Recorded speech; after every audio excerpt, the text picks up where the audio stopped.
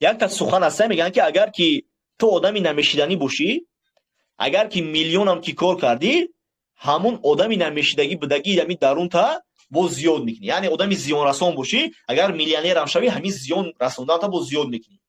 لیکن تو اگر به پول هم اما آدمی خوب باشی، صدقاً همین نه تنها در سیمای ظاهری، در سیمای باطنی هم اگر آدمی خوب باشی، وقتی که میلیونر هم شدی، پولدار کلان هم شدی، ثروتمند هم شدی، آدمی خوب که باشی همین خوبیت از زیاد کردن میگیری. یعنی پول این اون چیزی است که کی بودن شخصیت در حقیقت نشان میده.